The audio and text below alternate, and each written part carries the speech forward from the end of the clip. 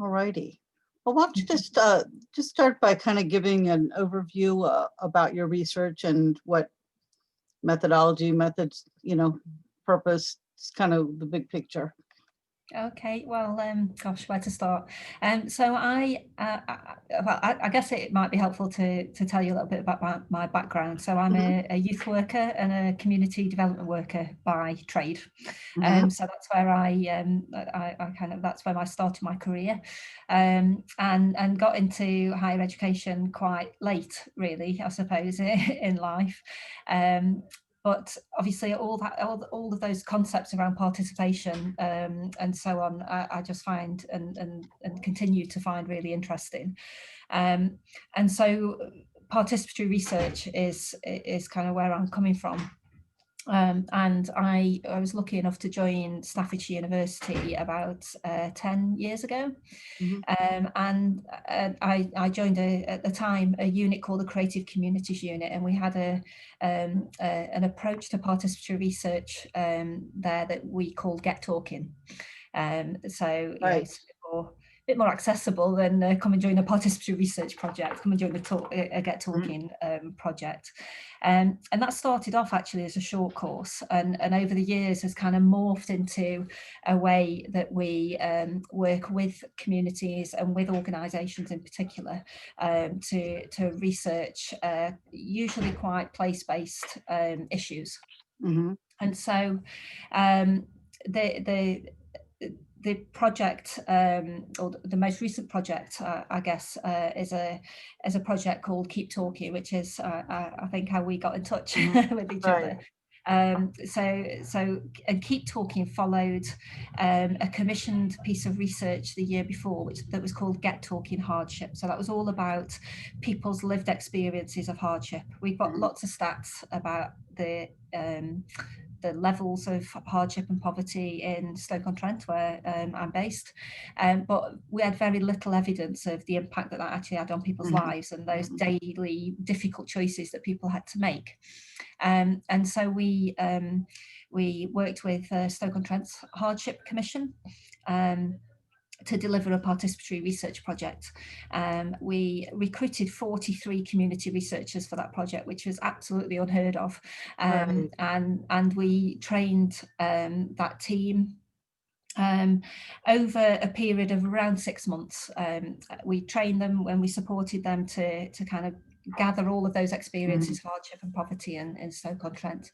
And we got stories from around 250 people. And that project in itself felt really meaningful. It felt as university researchers working on that project, we felt we'd got the weight of the world on our shoulders at certain points, because you know, we had so many people investing their time into gathering these really hard stories from people, and we felt it was really important that we really made some changes as a result of all that.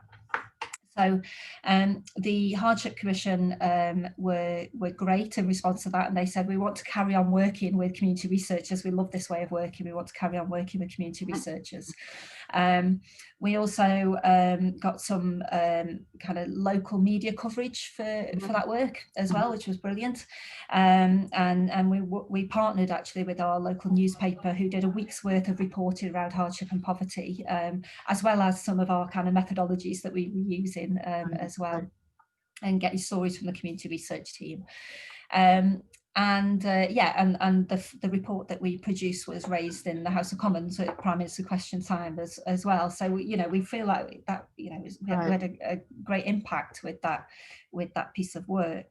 But then it raised lots of questions as well. So lots of questions around the ethics of having these really difficult issues that we're kind of working with community researchers on. So making sure they're getting the support that they need in order to be able to ask the questions in very ethical ways, but also then deal with the stories that they were gathering. So lots of questions around ethics, also some questions as well around how do we kind of sustain that way of working with people too. Because, you know, and we've known this for years, you know, we'll deliver a project and we'll get all excited about it. And then the project will end, the funding will end, and that group kind of drop off and go off and do other things. And so we wanted to look at that as a university as well, about how do we kind of sustain this model and all this kind of all the skills actually that team had developed. And also, you know, some people had dropped out for various different reasons too. So we were lucky enough to secure some UKRI funding to be able to really investigate some of these issues. So how do we sustain this long-term approach to community-based research? How do we continue to support community researchers, many of whom are quite vulnerable or have experience of lots of different lived experiences of different issues. And so we partnered with an organisation called Expert Citizens and came up with this idea of a project called Keep Talking. So we've got all our Get Talking work, but we want to know how we keep talking. And we worked with some of the remaining community researchers from Get Talking Hardship. So they'd already got this kind of experience of community research and being community researchers. And then Expert Citizens were also working with community researchers, they call them peer researchers. And they'd got lived experience of all kinds of issues, from homelessness to substance misuse, domestic violence, and obviously hardship and poverty. So we thought actually we've got a lot to learn from each other. So we partnered together.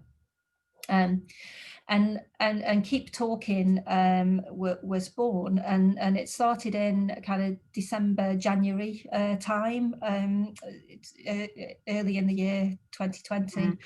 And we'd got a lovely plan of how it was all going to map out over the next 6 months. And then, of course, you know, COVID-19 hit and disrupted some of that. And so we decided quite early on, because all of our work actually is usually very face-to-face, it's very participatory. We meet together and we often eat together. You know, we were providing lunches for all of the sessions that we were delivering.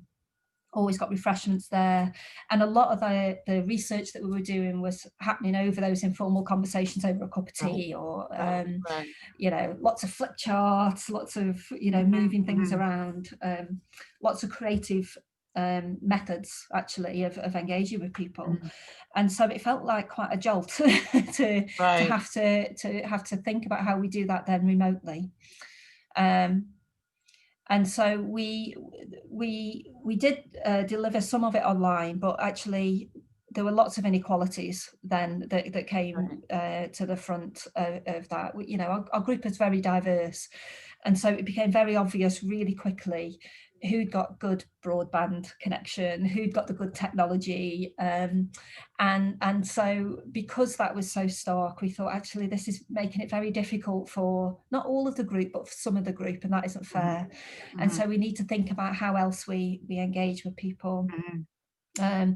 So we kind of reviewed I had a very small team that I was working with, and we reviewed our progress and where we were up to by March. And kind of reviewed the data that we'd already collected. We'd done a lot of work around ethics with the group, which was fantastic and really helpful. And we thought that piece of work actually, and then all the other conversations that we were having, probably gave us enough data to be going on with to be able to meet the needs of the funders who provided the funding, and also our needs in terms of our understanding of how we work with community research teams. And so we decided, instead of kind of forging ahead with some of those questions, we take a step back, and our aim then became to keep that group together and to look after their needs as a group, because, you know, COVID-19 obviously hit the whole world, and I think some of the challenges that particular group were facing made that period of lockdown in particular very difficult. So lots of loneliness, lots of you know, people facing incredible financial difficulties, people in recovery from substance misuse that were finding that time so difficult. And so we just took a step back and we said, right, let's think about how we can engage with people. And actually, we didn't sit and write a long list of how we do that. What we decided was, I think, first of all, that we'd set up a WhatsApp group and that we'd make use of that, and that we'd have a conversation with people on that to think about what we wanted to do as a group. We had two members of staff. So one was a research assistant who got a background in research, and the other was a project assistant who we deliberately didn't call her a research assistant. We made sure we called her a project assistant because we wanted her to keep the project together, to I suppose be the connector, and that's the role that she took on. Actually, she was the connector between the university and the community organisation that we were working with and the community research team.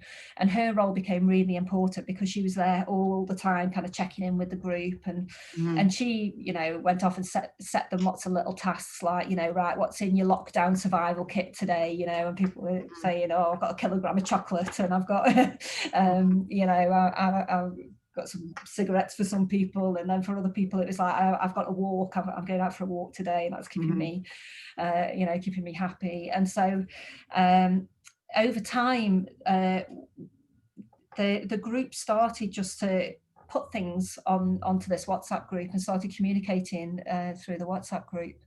So in other words, the people had phones but not, say, laptops where they could do Zoom or something. So they could. And most people could connect on a Zoom call like this, but actually we could see the stress in some of the group's faces, and it became incredibly difficult and incredibly stressful for some people. It just felt really unfair.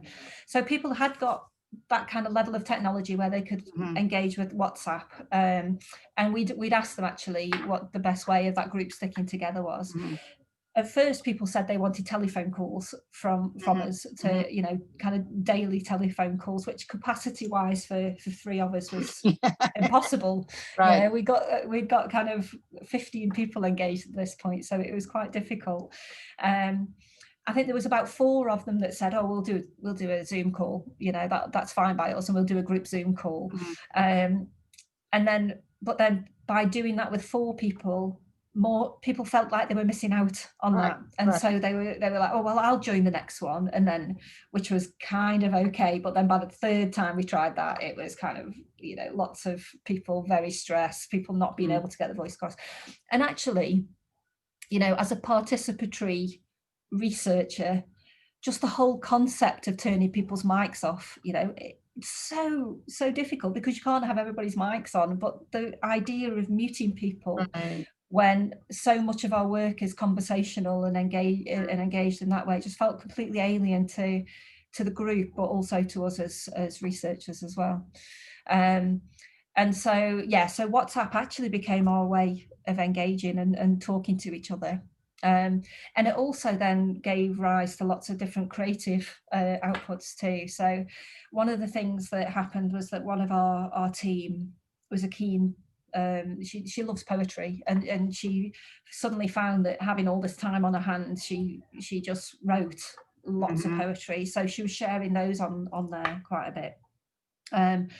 The other thing that happened was that people were sharing recipes and photographs of their food, you know, and so I was going to ask whether they were sharing images as well as writing. Yes, or lots of images. You know, we were early on in lockdown, we were allowed 1 hour exercise a day, so people were going out for walks and using their hour's exercise as a walk and taking photographs of that. And so you know, we had lots of photos. Almost like a photo voice. Yes, yeah, it was very much so. And we went back to those people afterwards and asked them kind of, you know, how that time, being able to contribute creatively, and however you want to do that, what you know, how's that helped? And one of the people taking photographs said, I would never have remembered some of that because it was such a stressful time. And now looking back, I remember that time and see how far I've come during that period of lockdown, and what we've achieved as a family together. And so that was quite nice to hear, actually. And so our research outputs, we've got lots. Actually, I wrote the final report last week, and I've just been overwhelmed by how much actually we've produced. But we've made sure that we haven't just focused on the research questions. What we've produced, actually, we've got our own lockdown recipe book now that we've pulled all together, the recipes and the photos that different people have been sharing. I haven't tested them all, so I'm not taking responsibility for all the recipes if they work. So we've got a recipe book, we've got a book of photography and poetry as well, that actually looks beautiful now that it's printed, and all the community researchers are getting copies of those, hard copies of those, as well as kind of online copies too. So it's well, let me just kind of go back to the beginning stage of it in terms of say recruiting participants, and you know, did you provide them incentives, or how did you encourage the kind of commitment that would take to do something over a period of time? And you know, building credibility, you know, like, why should I tell you what I'm thinking or what I'm going through? And you know, all of that, you know, having worked in a major project myself some years ago, but where we were trying to bridge the university and the community, and you know, it just you know, it's not easy. I mean, it's really not easy, and there are a lot of you know, particularly if you're in a university town, you know, you're overcoming a lot of other negative stereotypes on both sides. So how did you work with that to get started? I think our journey obviously started with Get Talking Hardship as opposed to Keep Talking. So I mean, we've run Get Talking projects for years, actually, and we, you know, as you'll know, the resource and time that goes into participatory projects, you know, it's extensive, and so we costed out the project with the Hardship Commission, and then we were challenged actually quite strongly by a member of that group, saying, oh, well, this is all very good for you and the university getting all this money, isn't it? But and you're asking all these community researchers to do this voluntarily. And we're like, oh, yes, that's not that's not great, is it? So we reprofiled that budget to make sure that we were paying for people's time in there. So they got like kind of a stipend for their participation. Yeah. So they had a free training program, which, because that was a free training program and an accredited course as well, that was voluntary, but then they were paid for their time above that. So any of the interviews and focus groups and the sessions that they went to, that they contributed towards that, then that was paid for. By the time then we got to Keep Talking, we needed to think quite carefully about that, actually, because we were paying our community researchers through our kind of university temping agency, and you'll know that, you know, we needed kind of proof of ID and all of that kind of things to get that set up. So that wasn't an easy process. That was one of the things that we found out through Keep Talking, actually, is that's quite a barrier. So all of those university processes can be quite challenging. And so working with expert citizens was really helpful in us thinking about, you know, we consider ourselves to be quite accessible and open to communities, but are we really? You know, are some of these processes and structures that are in place actually getting in the way? And so when we work with our community, with the community researchers from Expert Citizens, they were very skeptical and saying, no, I'm not interested, because I can't provide your ID, and I'm not willing to sign up to something like that. So we had to rethink how we did that. And so we gave the people the option of, if you want to, you can sign up to the temping agency, and you can go through that process, and you fill in a timesheet, and that's easy. Or we will work out the equivalent of what that payment would be, and then we will also, for some people who would prefer that, we can provide like vouchers, kind of online vouchers for people to do that as well. So people had the choice in Keep Talking. Right. And for expert citizens, that was both the participants in our kind of Keep Talking project, but also the project leads there were saying it's absolutely vital that you provide an alternative to having to sign up to a temping agency. And equally then, as you said, building that trust, I think, took a bit of time as well. So for our Get Talking Hardship community researchers, they'd been through this kind of journey with us, and they'd done previous bits of, some of them had done some previous bits of work with us, not everybody. But for expert citizens, it was relatively new to work with the university, and so we had to spend a lot of time actually getting over some of the assumptions that they had about us and that we had about them, and taking a lot of time to build up that trust.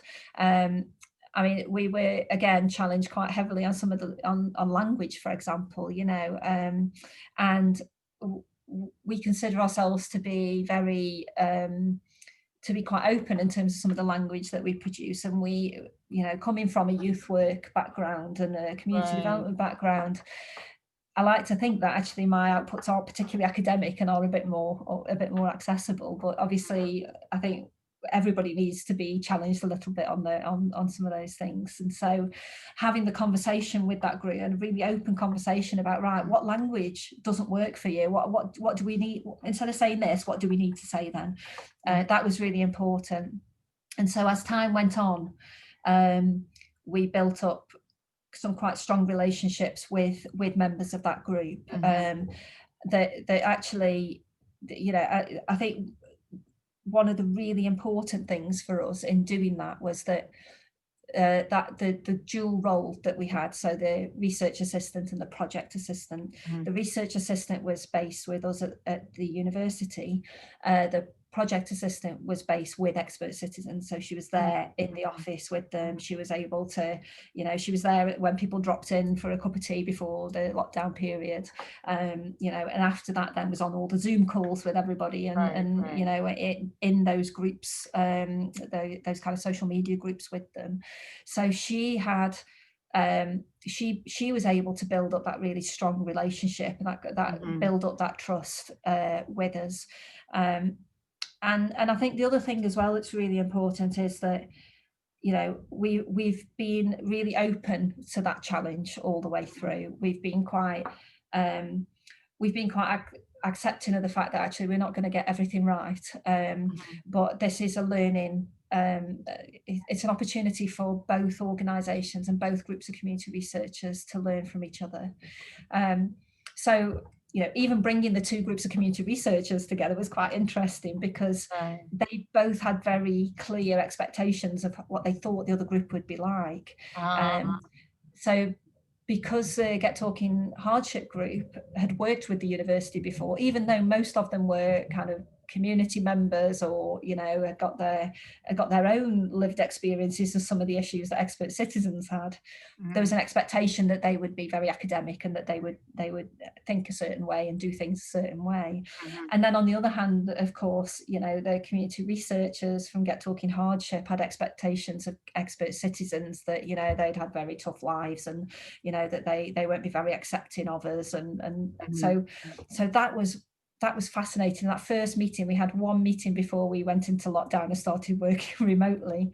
And that was quite a tense time, bringing those two groups together. And it wasn't until actually we started working remotely and we brought both of those groups together on WhatsApp that those conversations started flowing, and that those, you could see as time went on that the support from both sides, to both sides, was there.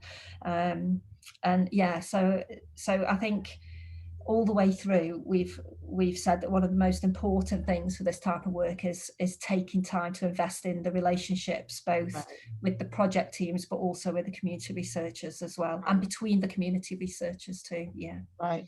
Yeah, it's that human connection. I mean, at the time that I was doing this work, I was based at Cornell University, and we were working in our local community, which was quite diverse. But at the time, I had kids in school in the community. You know, I mean, I had kids who were out in the community, you know, involved with things. And so in a lot of ways, my, you know, coming in as a mother of kids in the school allowed me to, you know, to make that connection in a different way than being someone from Cornell University. And so, you know, I'm kind of fascinated by the sort of insider outsider element. And I mean, if you're, you know, if you're living in the community and you're working at the university, you're still living in the community. You're part of, I mean, the things that happen to that community, you know, impact you as well. I mean, maybe in different ways, certainly, because, you know, we have more resources. Or, I mean, in the US, there's been a lot of talk during the COVID thing about the people who, you know, as they call them, people with the laptop jobs, you know, people who can work anywhere. I mean, I was already working at home before all this happened, so I would be in that category, versus the people who, you know, you don't have a choice. I mean, you're a nurse, or you work in a store or a restaurant or something, you know, that you can't work at home. I mean, either you are not working, which means you're not getting paid, or you got to go and put yourself at risk. So, you know, certainly we're not all in the same boat, but still, you know, we have some commonalities, and trying to build on those, I think, is important. So, thinking about for the MethodSpace readers who are, you know, we have people from all over the world, and they're people who are in a wide range of circumstances, from academic and independent and researchers and students, but, you know, people who are thinking about, you know, especially trying to move towards a more action research model, more participatory model, because I mean, to me, it's so timely right now, where, you know, the problems are so urgent. You know, we can't say, well, gee, I'll design this study, conduct this study, write these journal articles, do all these things, and maybe, you know, 5 years from now, I'll have some gem of advice to give you. You know, we need to, it seems to me, you know, to bring the kind of disciplined thinking and kind of ways of organizing, you know, that it's not just stories, you know, like how, you know, the whole analytic process that we can bring as researchers, but to be able to do something in a way that has a better chance for some impact sooner rather than later. So, you know, what recommendations would you have to other people who are, you know, hearing this and thinking that they would, you know, like to shift into, you know, even if they don't, even if it's not 100% participatory action research, that they would like to have some component like that would allow them to make a difference?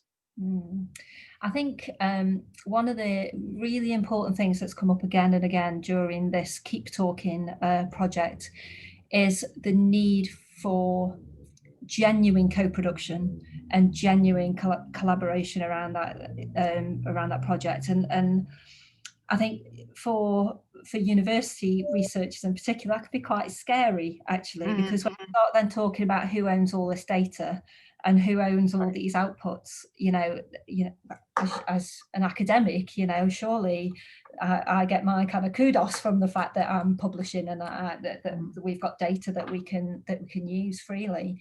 But I genuinely think that if we think about that in a different way, and we see this as a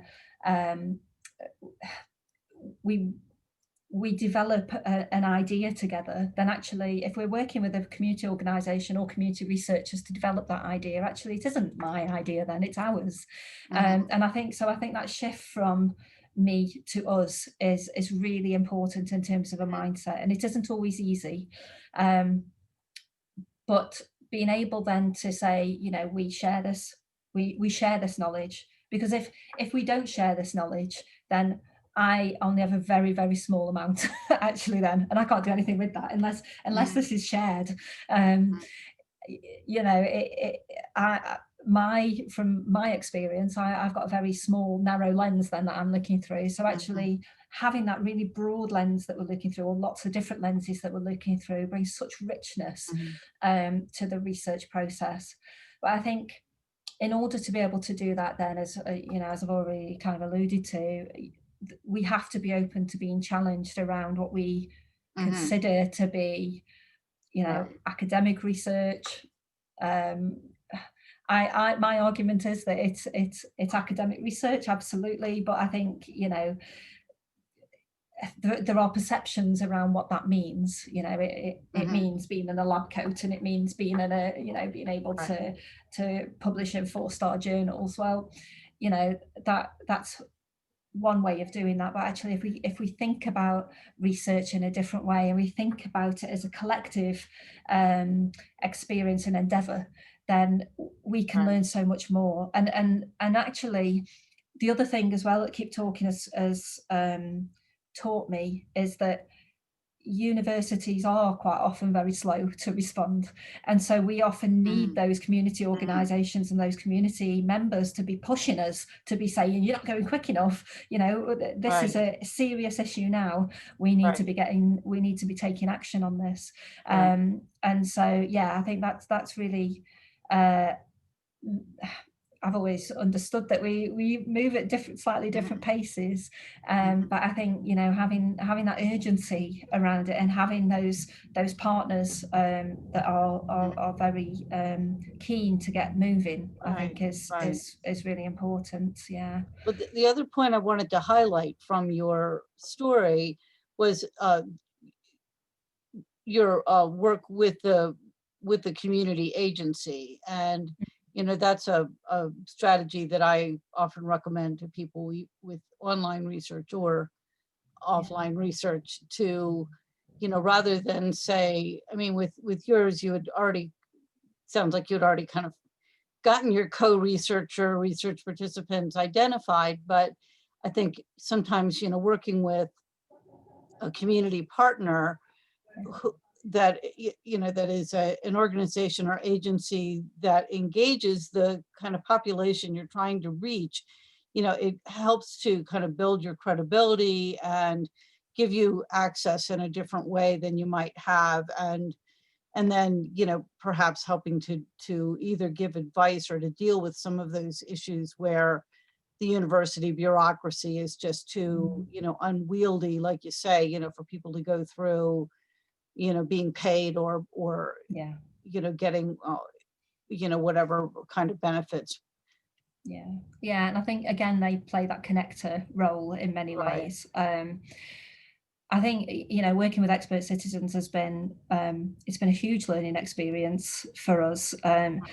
We considered ourselves very accessible in terms of us being able to work with communities, and yet, you know, we've really been challenged on how we work with, you know, people with lived experiences of very challenging issues. So, you know, people in recovery, people who have been homeless, people who have had absolutely shocking experiences of the system, and that, you know, will make assumptions about the way that you will work with them because you're part of the university or because you're part of that kind of system in their view. So, you know, we've had to think carefully and again just work extra hard at those relationships. I don't think, you know, it hasn't been that we haven't been able to do that, but we've just had to really take a step back and focus our energies again on that. But I think the other thing that working with expert citizens has done actually is we we wanted to make sure that something came out of Keep Talking and that it wasn't a list of resources. And so what we've agreed is we've written a partnership statement together. So we've agreed that, you know, we're very happy with the outputs of working together, that we've both learned lots from working together, and that we've built capacity for our community research team by bringing those two groups together. So what we've agreed is that together we will support that community research team as a whole in between those dips of funding, so that our community researchers can get their travel expenses, for example, covered by expert citizens if they do any little bits of community research, or that if they come to meetings, if we're ever allowed to come to meetings again. You know, they can get those travel expenses covered. We're meeting in the next couple of weeks, actually, so it will be an online meeting. We're going to try an online social, but expert citizens are sending out food vouchers so that we can have a pizza night together. So it's small things like that that actually, you know, they're able to fund those small bits of support, that pastoral support, I guess, in many ways as well. And then the other thing so from Staffordshire University's point of view, we're at the moment working on our civic engagement strategy, and so we've built in the community research team into that. So we're going to work through those to kind of think about how we reach out to communities. So we'll continue to engage with them to inform our civic university strategy. So from both points of view, expert citizens are recruiting the community researchers as expert citizens so that they can access training through them. There'll be training and support through the university as well moving forward for this group. And then being able to work with expert citizens and having this partnership established, then we will then be able to hopefully find some external funding for specific research projects that we can deliver together moving forward. So, I mean, but at least, you know, you're asking for funding where you've put the work you've put in provides this foundation. We've got the foundation. Yeah, that's absolutely right. Yeah, that's a good way of putting it. We have the foundation now to build on.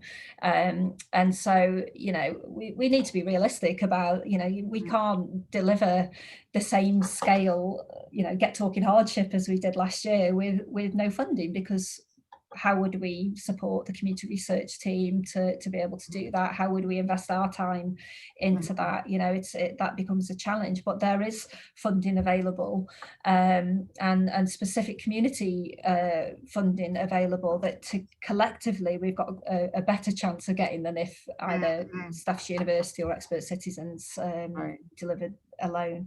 And we've got this kind of tried and tested model that's worked, and crucially, an absolute expert team of community researchers who really know what they now need as a team of community researchers, because we've spent the last kind of 6-9 months exploring that. So well, just my kind of final point I want to emphasize, you know, the word I've heard you say over and over again, it's kind of seems like the two main concepts. One is the collaboration piece, which is truly a two-way collaboration, not we are coming in to to bring our wonderful intelligence to your, you know, that it's a two-way street, but also the piece about learning.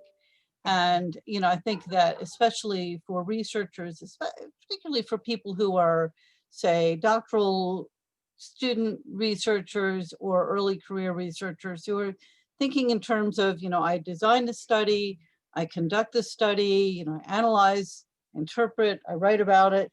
And, you know, that, you know, I figured this out, because they have to go through, you know, as a student or a beginning person, where you need to have approval by, you know, the higher ups, whether it's your doctoral committee or whoever it may be. So you're thinking, well, this is something, you know, like research is something that you figure out in advance and then you go do it, versus, you know, the approach of saying, well, here's what we're studying, here's what we're planning to do, but there's some space in here that is responsive to the things that you've learned. And so that I thought came through in your description. Yeah, I think that is so important. When I have written the evaluation for Keep Talking quite recently, and I spoke to a number of different people, and one of our senior members within the university said that humility is not a word that we often hear in HE, but that it really is something that we all need to get a grasp of. We have to understand that that our partners are equal partners in kind of solving some of these local issues. And I think you're absolutely right. We do. I think there's a little bit of need for a culture shift, I suppose, around that actually, as a university, we don't always have to be the lead. We don't always have to be seen as the experts in this. And actually, if we're not seen as the experts and we're seen as the facilitators, which is at the heart of participatory research, then we can learn so much more, I think. One of the things that came up really early on in Keep Talking, around when we were working, we did the piece of work around ethics, and we started talking to them about what some of the ethical challenges were of for them being involved in community research. And there's lots of things that came out, like the emotional impact it had on me, and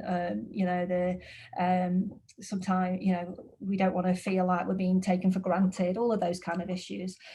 One of the biggest issues that people had was this whole idea of having to gain consent and having to go through those university ethics procedures. And I know from talking to other colleagues in other universities in the UK that, participatory research and university ethics procedures don't always align very well, and it can be quite challenging. And I think, the university procedures are designed around that. Okay, we've figured out, here's what the research is. We figured it out. We put the stamp of approval. Now go do it.